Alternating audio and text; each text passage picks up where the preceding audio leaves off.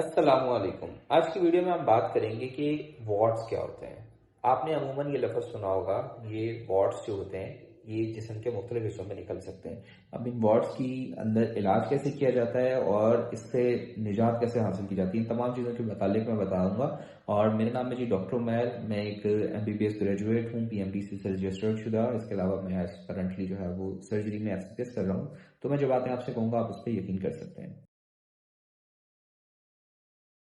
Watts, ठीक है, ये इस किस्म के कुछ निशानात होते हैं जो जिस्म के ऊपर निकल आते हैं। ये एक वायरस की वजह से होते हैं जिसे हम कहते हैं HPV। HPV वायरस की 100 से भी ज्यादा किस्में हैं और हर किस्म जो है वो मुख्तलिफ किस्म की अलामतों के साथ आती है, लेकिन सब में जो चीज कॉमन मिलती है वो ये होता है कि स्किन के ऊपर अमूमन इस किस्म के निशानात आ जाते हैं। अब ये HPV चेहरे पे भी निकल सकता है।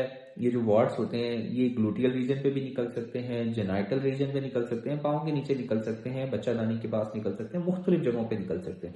और कौन सी किस्म जो है वो वार्ड्स करा रही है या जो निशान पैदा कर रही है, इस चीज पर डिपेंड करता है कि आपकी इसका मसला क्या होगा। क्योंकि अब इसमें कुछ अकसाम इसकी ऐसी हैं जो कि कैंसर करवाती हैं। जी हाँ, जो सर्वाइकल कैंसर होता है, जो बच्चेदानी के मुंह का कैंसर होता है, उसमें सबसे बड़ी वजह ही ये वार्ड्स होती हैं।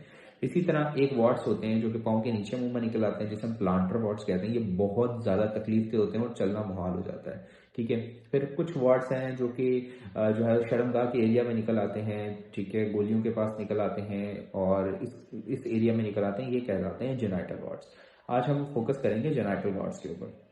ठीक है, लेकिन ज्यादातर जो वार्ड्स होते हैं उनका ट्रीटमेंट तकरीबन सेम होता है। ठीक है, ये एक वायरस की वजह से होते हैं। इसमें जो चीजें की जा सकती हैं उसमें ये होता है कि जो आपका एरिया होता है उसमें आपको एंटी वायरल दवाइयां दी जाती हैं। ठीक है, ऐसी दवाइयां जो कि वायरस को मारती हैं। ठीक है, और इसका अलावा जो ये निशानात बन चुके होते हैं इनको जलाया जा सकता है कॉटरी की मदद से। ठीक है, इलेक्ट्रिकल जो नाइफ होता है उसकी मदद से जलाया जा सकता है। वो कैसे काम करता है वो मैंने आपको बताया, वो कार्ड्स मिल जाएंगे, आप जाके देख सकते हैं, यहाँ पे चैनल पे जाके सर्च कर सकते हैं। इसके अलावा एक मेथड होता है जी, आप इसको कूल डाउन करके ना क्रायोथेरेपी कर दें। अब ये क्या होता है, इसमें नाइट्रोजन जो होता है ना, नाइट्रोजन गैस आपको पता है बहुत ज्यादा ठंडी होती है कि जिस जगह को टच करती है उसे ठंडा करके जला देती है।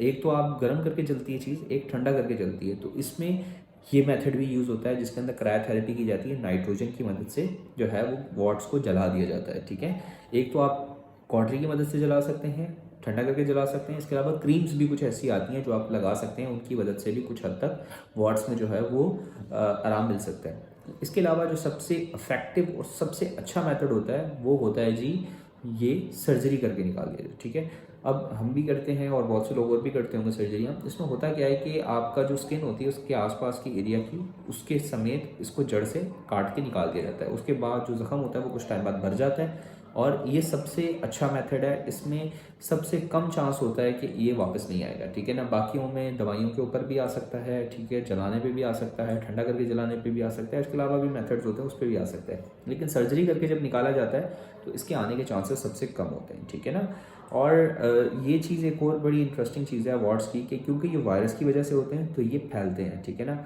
अगर आपने जो है वो स्किन पे एक जगह पे थे, वहाँ पे आपने हाथ टच किया और जिस्म को दूसरे हिस्से पे लगाया तो ये वहाँ पे भी फैल सकते हैं। इसी तरह अगर एक इंसान से दूसरे इंसान में टच होता है तो उसमें भी फैल सकते हैं। तो ये जेनाइटल एरिया के जो शर्मगाहों के पास वाले होते हैं ये अमूमन मिलाप से मर्द और औरत के दरमियान फैल जाते हैं। ठीक है ना, इसका एक और बड़ी जो है वो बुरी चीज़ ये है कि अगर इन्हें छोड़ दिया जाए तो ये फैलते रहते हैं, फैलते रहते हैं। इनका इलाज ज़रूरी होता है। ठीक है ना, और दूसरा ये कि अगर बहुत से लोग क्या करते हैं जी, इनको ब्लेड से काटने की कोशिश करते हैं, तो ज़िंदगी में कभी ये चीज़ मत कीजिएगा। ठीक है, मैं आपको एक ऐसे पेशेंट की स्टोरी भी सुनाता हूँ। उसके बेसिकली इसी एरिया के ऊपर था। ठीक है ना, मैं आपको एक तस्वीर भी लगा दूंगा, बिल्कुल इस जगह पे था।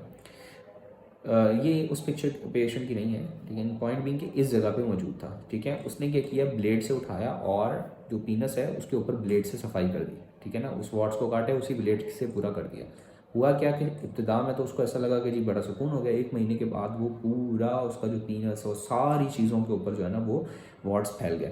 तो जो पॉइंट जो मैं समझाना चाहता हूँ ये कि वो ब्लेड से काटने भी की आपने इसे कोशिश नहीं करनी। अगर आपने छेड़ दिया आपने इसे तो ये ब्लीड भी करेंगे, और दूसरा ये कि जहाँ जहाँ पे ब्लड लगेगा वहाँ वहाँ पे ये फैलते जाएंगे। तो ये चीज़ ऐसे नहीं करनी है, एक प्रोफेशनल डॉक्टर से ही इसका इलाज करवाना है, ठीक है।